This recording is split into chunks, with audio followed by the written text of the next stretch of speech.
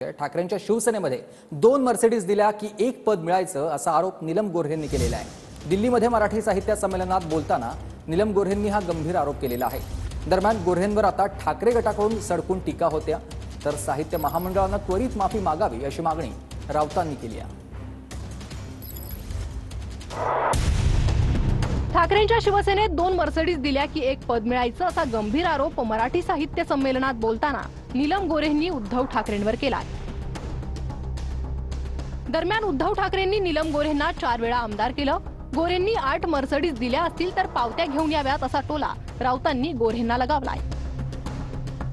प्रत्येक सभेला ठाण्याहून माणसं यायची आणि त्यांचेच लोक संपूर्ण तयारी करत होते आणि आज उद्धव ठाकरे गटाचे फारसे लोकही समोर नाहीयेत, त्यामुळे ते असताना बोललेलं मला फार आवडलं असतं। मुळामध्ये संपर्कच नको असेल नेत्यांना, आता आपण जिथे नकोसे आहोत तिथे आपण किती ताब्यात घेण्याचा प्रयत्न नवीन मॅनेजरचा 12-13 पासूनच सुरू होता। नाही त्यांच्यावर ढकलला जात होता। 2 मर्सिडीज गाड्या मिळाल्यावरती एक पद।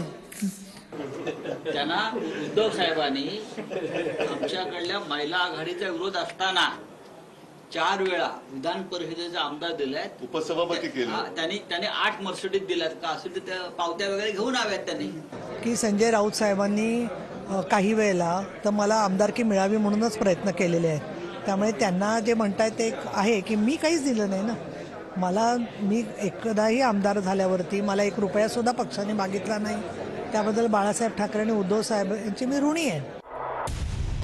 गए गुजऱ्या लोकांकडे मी लक्ष देत नाही असं म्हणत उद्धव ठाकरेंनी नीलम गोऱ्हेंवर पलटवार केलाय। ठीक आहे, दाखवा ना मर्सिडीज, जाऊ दे। हे सगळी गईगुजरी लोक आहेत, त्यांच्याकडे मी काही लक्ष देत नाही। एक महिला म्हणून आदर जरूर आहे, पण राजकारणात त्यांनी त्यांचं चांग भलं केलेलं आहे, तसंच मर्सिडीज देणारे आरोप करणार आहेत ना, त्यांना म्हणा लाडक्या बहिणीला पैसे का नाही मिळेल ते बघा ना। मुळामध्ये ते आता त्यांना विरोधी पक्ष नेते आहेत, ते पद त्यांना टिकवायचंय। अनिल परब त्यांच्याशी सारखे स्पर्धा करतायत त्या पदासाठी, त्यामुळे त्यांना त्यांच्या स्पर्धेत दाखवायला लागतं की मी आक्रमक बोललो, त्यामुळे अशा गोष्टी ते बोलतायत। मी काही त्यांना गांभीर्याने घेत नाही। माझ्याकडून पैशाचे व्यवहार केले नाही, कारण मी पैशाचे व्यवहारच करत नव्हते। त्यांना पूर्ण माहिती होतं की अशा पद्धतीने नाही आहे, पण माझ्यासारखे काही अपवाद सोडले थोडेसे, तर बाकीच्या ठिकाणी या गोष्टी घडत होत्या। हे आज सुद्धा अनेक ठिकाणचे लोक सांगतात। नीलम गोऱ्हे जुन्या कार्यकर्त्या, त्या बोलल्या म्हणजे तथ्यता असेल असं गिरीश महाजन म्हणाले, तर मातोश्रीवर बॅरिकेटिंग लावण्याचं काम गोऱ्हे करायच्या असा टोला सुषमा अंधारेंनी लगावलाय। तर सर्वात जास्त कमाई गोऱ्हेंनीच केली असावी असं देखील अंधारेंनी म्हटलंय। आता नीलम तर इतक्या जुन्या कार्यकर्त्या आहेत, नेत्या शिवसेनेच्या। अनेक लोकांनी असे आरोप केलेले आहेत, तिकिटाच्या वेळेला पैसे लागतात, पदक घ्यायच्या वेळेला पैसे लागतात, ते सर्वश्रुत आहे। आता त्या सांगतायत आणि त्या तर जुन्या नेत्या शिवसेनेच्या, त्यामुळे काहीतरी तथ्य त्यामध्ये असेल, त्याशिवाय त्या बोलणार नाहीत। मला तरी पक्षात येऊन फक्त 2-2.5 वर्ष झालेली आहेत।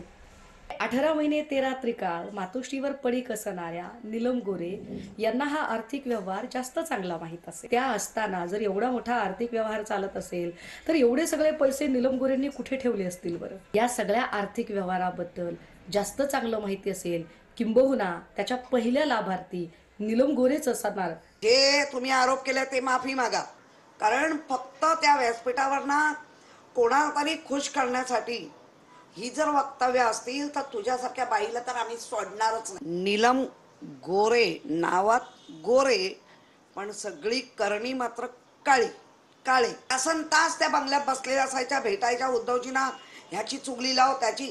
अगदी तुम्हाला आज सांगते, आशा मामेडीला विचारा चुगल्या लावणारी कोण बाई, बरोबर नाव सांगेल।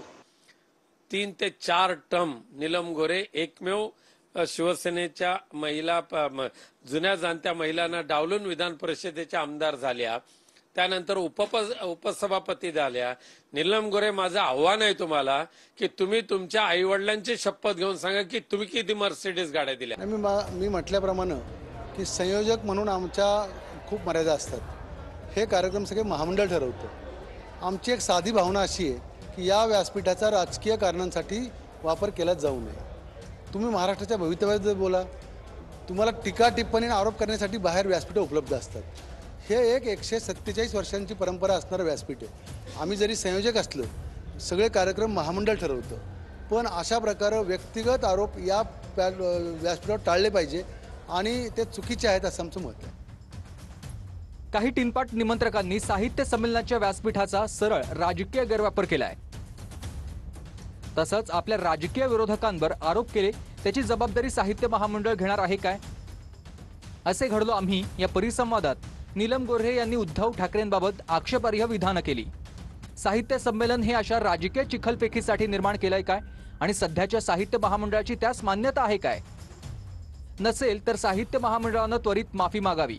नीलम गोऱ्हेंनी साहित्य संमेलनाच्या मंचावरून बाहेर पडताच तालकटोरा मैदानाबाहेर पत्रकारांना सांगितलं की मी महामंडळाच्या सदस्यांना 50 लाख रुपये देऊन या कार्यक्रमात सहभागी झाले आणि उषा तांबे यांना त्याआधी एक मर्सिडीज गाडी भेट देऊन या कार्यक्रमाचं आयोजन करायला लावलं. हे खरं की खोटं माहीत नाही, पण महामंडळाच्या प्रतिष्ठेला त्यामुळे धक्का बसलाय. साहित्य महामंडळ विकलं गेलं आहे अशी चर्चा लोकांत होणं हे चित्र चिंताजनक आहे.